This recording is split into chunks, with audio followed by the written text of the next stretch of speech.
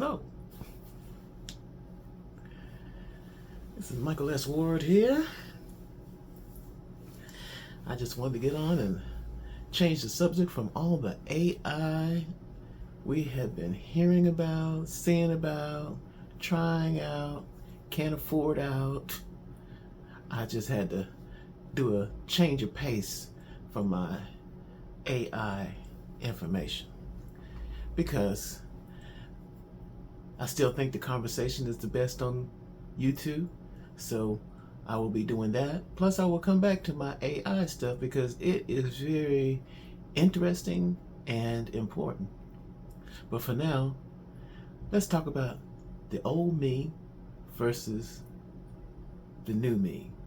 Getting a message from someone on Instagram. Okay. All right, we'll talk to them later on. Well, let me tell you about the differences here. First off, drama. I read this online. Things that old people are not into once they get old. When you're young, drama is like cake and candy. You're ready to give your opinion. You're ready to just lean over and listen, but you always have to maintain your cool about anything like that because you want to maintain your job. If you work in customer care like I do, you're on a constant battle to stay on top of things in your job, but also have a good time.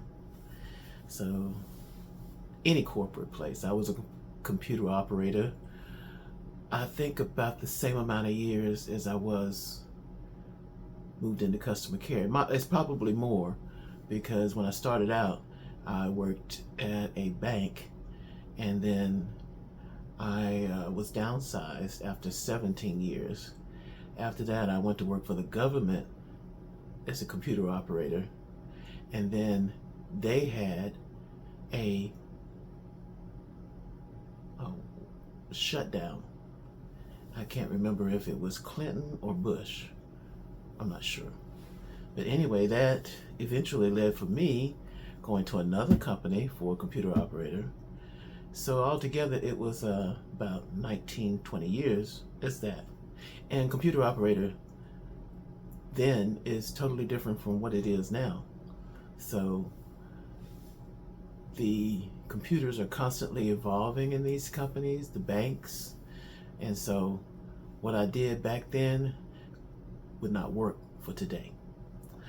And so after my last company that took me out of the computer operation field had a scandal.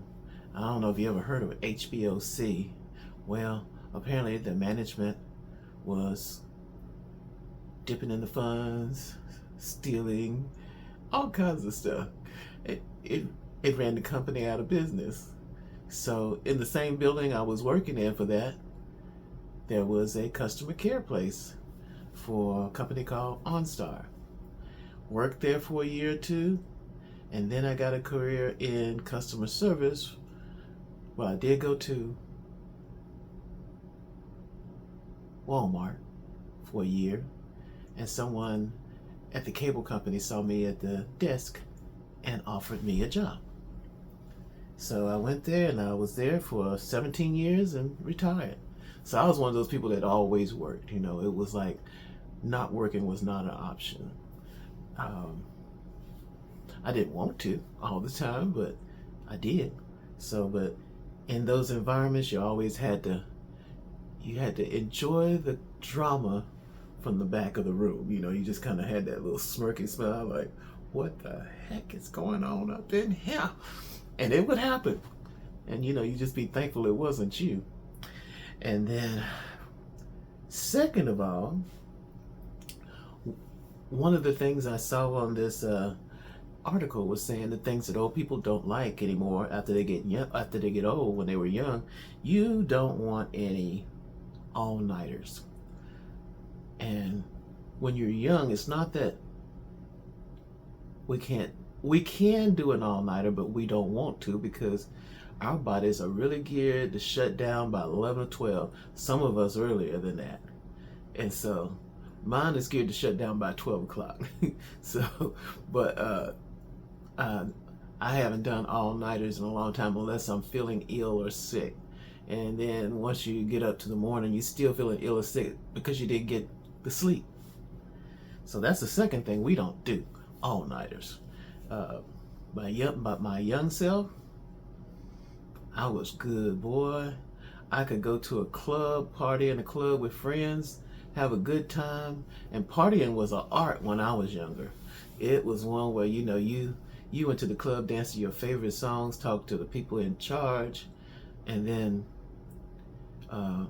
you go home and get an hour's worth of sleep, 5 or 6 o'clock in the morning, and then get right back up. The next morning, I had one of those split shifts all the time. It was like go to work at 11 o'clock, and it was nothing to it. You can do that when you're young versus when you're old. So no more of that. Don't even want to try it. It was fun, but don't even want to try it. No more. Third, we don't want any cheap shoes. And when I say cheap, we don't want shoes that's gonna make our feet hurt. Like for instance, today I got my favorite shoe, which is Skechers. These shoes were good if you don't want to tie your shoes, and they're sturdy. Look at this. This rubber will not degrade for 1,000 years. You know, we shouldn't be having stuff like this, but we do. And I love the fit on it. So yeah, cheap shoes are out for old people. We got to have something for our feet because we got stuff going on with our feet. It says there's a person at my front door. I wonder, okay, I'll go. I think it's my neighbor doing some work out there. Anyway, next, after we don't do the cheap shoes, and we got to change it because after time, you know, your feet hurt in the same shoes that you wear. And I wear the same Skechers every day because they match everything I have. And so let's see, that's 3. Let's go for 5 on this. Let's see, rushing through life. When you're young, you have to rush through life. You got to hustle. You got to get this done. You got to get that done. You're taking care of yourself. You're taking care of your home. You're taking care of your family that you have. Like for me, the family I had when I was younger was my mom, and she had a stroke. So it was my responsibility to take care of her since I was an only child, which I didn't mind. It's just that when you have to do that, you'd be surprised how much energy you have to do that. Because, like I said, once again, that's a no option thing. You got to take care of mom. I mean, I know it's not the same in every family, but in mine, I was the only child, so, and no dad around. So my dad had died previously when she had her stroke. So it was up to me. So, you know, you're what was I saying? Rushing through life. You get that opportunity after everything's settled. Mom's gone, dad's gone, no brothers and sisters, and then I was fortunate enough to retire without getting fired. I really think I was about to get fired before I left, but it didn't happen because it was right about COVID time. And there was just certain things they wanted you to say on the phone before I retired that you couldn't say in a normal speech. And they judge you so much over the phone. People listening on the phone to see what you're saying constantly. It's a customer care nightmare with that. They have people a department that actually just listens to different phone calls. And if you get on their radar and they think you're not doing something right, they'll listen to you call after call after call. So I felt like when my time came to retire and I didn't even know it, it was like, I got to get up out of here. And I told my personnel person, and she said she had a good thing, but I just had a new supervisor that was sticking by the book. But the personnel person says, well, you don't have any problems with anybody or anything, so wouldn't you like to work a little bit more? You can do part-time with us and everything. I said, no, ma'am. I looked at that. I could make the same money I was making at home, and I just felt like it was a great burden released for me. And I had a friend that thought, well, this is great. You can go ahead and do DoorDash and Grubhub and things like that. And I was like, no. The only thing I'm gonna do is YouTube. That didn't come into my mind then, but I didn't know what I wanted to do, but it was not that. You know, and it's just like this. If you had to do it, you know you could do it. So if I had to do it to make more money to pay for my way, I probably would have done it. But at that time, that was not the case. So didn't do that. So I'm not going to be rushing through life on that. So I do like going to sleep when I want to, usually about 10, 11, 12 o'clock. And then getting up when I want to, 8, 9, or 10. Not at 11 o'clock. I can't. I always feel like I've committed a crime if I get up at 11 o'clock.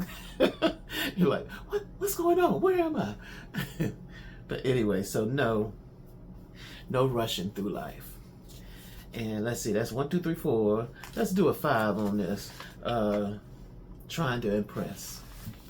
Well, I guess you can look at me. It's not too much I'm going to be impressing on people. So it's not that I mean, if it comes down to impression, it depends on what kind of impression you're making. Is it that you're halfway intelligent, or is it that you dress well? I think I'm halfway intelligent, so that I can fall on. As far as dressing, no, I'm not good at it. I wasn't good at it when I was working. So I'm a big guy, so you know I need room in these shirts to be in. So that's my Achilles heel on that. You know, I can't make an impression on clothes, but I can keep my hair short. But you know, oh yeah, that's back in the day when you tried to impress. I used to have my super afro, which I love, and got my, what was it? Blowout. That's what they called it back then, blowout. And Lord, I can tell you some stories about that, boy. I had that long hair and it was fluffy, you know, and I had a beard. I looked totally different from what I look now. But I might have to find that picture of me when I was in the computer room and show you what it looked like. And